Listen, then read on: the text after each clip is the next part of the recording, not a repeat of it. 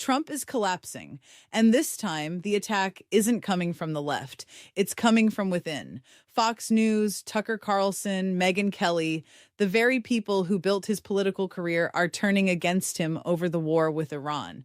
The MAGA movement is fracturing, the base is furious, and Trump is pretending everything is fine. Stay until the end because this changes everything. Hit like and subscribe to the channel. What we're witnessing over the past few weeks is something that many serious political analysts considered unlikely just a year ago: the erosion of the internal consensus that sustained Donald Trump. We're not talking about criticism coming from the Democratic Party, the progressive media, or the usual opponents of the former president. We're talking about central figures within the American conservative ecosystem, personalities who for years functioned as political shields for Trump, now publicly questioning the administration's military decisions regarding Iran. Tucker Carlson, who built his platform largely by defending the America First agenda and criticizing military interventions, expressed direct skepticism about the logic behind the strikes. Megyn Kelly, another voice historically aligned with the MAGA universe, raised questions about the human and strategic costs of the conflict. This is not political noise. It is a clear signal that something structural is shifting within the coalition that elected Trump. The core problem is the glaring contradiction between the rhetoric that brought Trump to power and the decisions he is making now. Trump sold himself to the American electorate, especially his most loyal base, as the president who would end the endless wars in the Middle East. He systematically criticized interventions in Iraq, Afghanistan, and Syria. He promised he would not send American sons to die for distant geopolitical interests. That was one of the most effective pillars of his political rhetoric.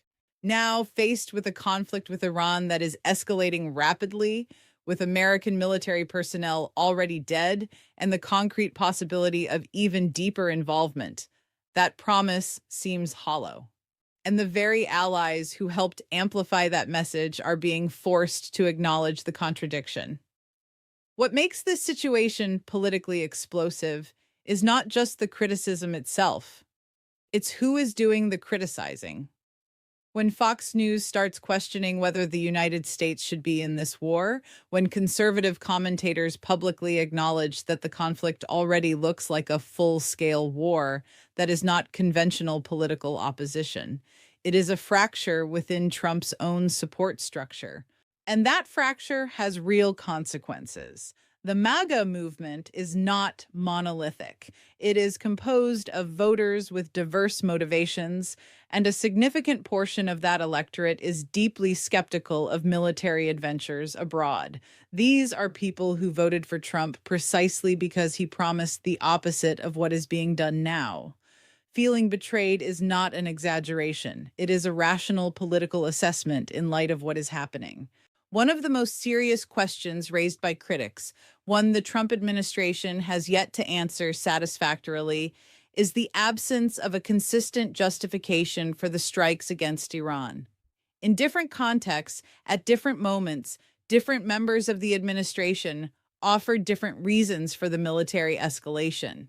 At one point, the focus was Iran's nuclear program. Then, long-range missiles were framed as an imminent threat. After that, allegations emerged of an impending attack against Israel or American forces in the region. Then the argument broadened to generic national security concerns. This inconsistency is not a minor detail. In foreign policy, clarity of justification is essential to building and maintaining political support, both domestically and internationally. When an administration constantly shifts its narrative about why it is involving the country in an armed conflict, it does not generate trust. It generates suspicion. And in today's political environment, that suspicion is spreading even among those who would naturally be inclined to support the administration. Public opinion polls reflect this problem quite directly.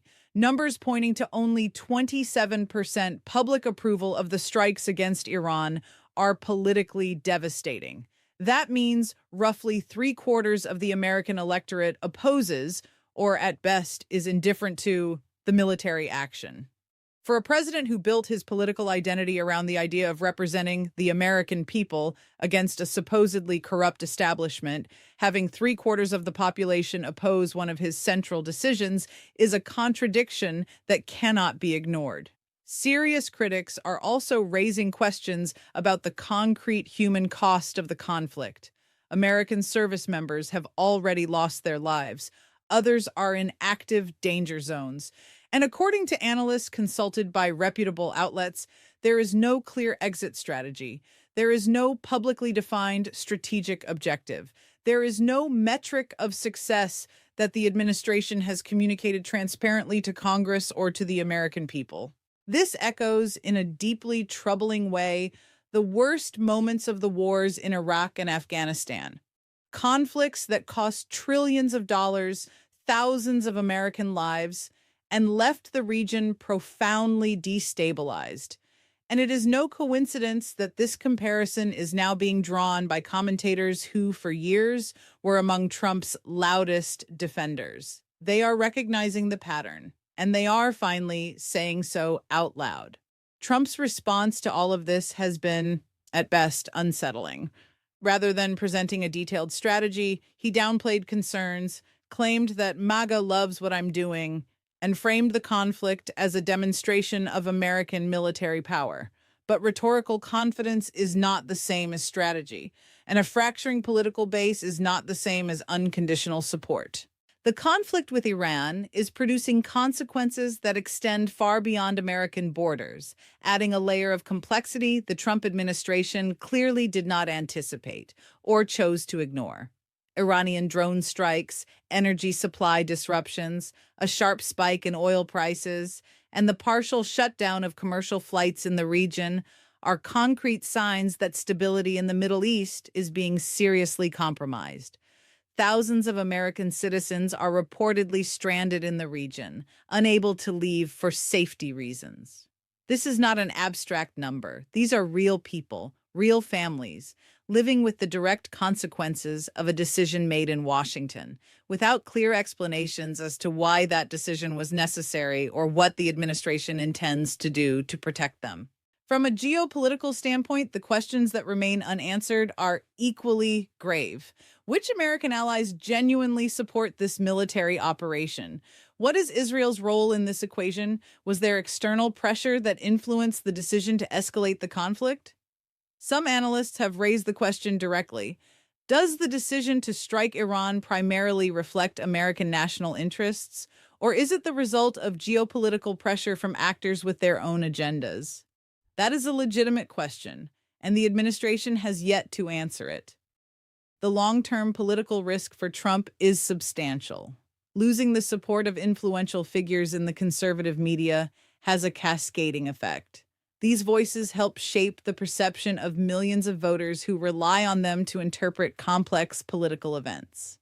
When those voices begin to diverge from the official narrative, the space for base voters to also question the administration expands considerably.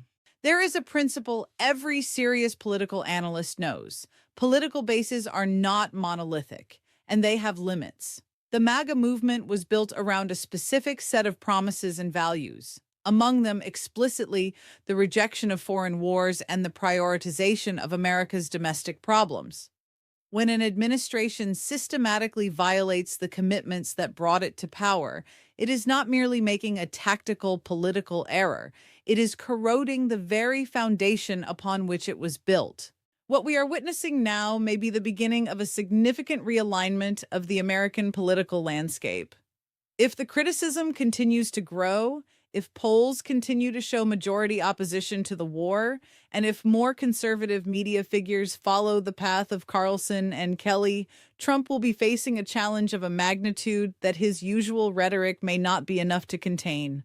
The war with Iran may be, politically, the most dangerous conflict Donald Trump has ever fought, not abroad, but within his own base. If you made it this far, you know this story is far from over. The fracture within the MAGA movement is real.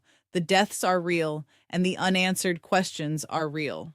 Hit like if you believe serious political debate needs to exist. Subscribe to the channel so you don't miss any analysis. And tell me in the comments, do you think Trump is losing his base for good, or does he still have a way to turn this around? I want to hear your opinion.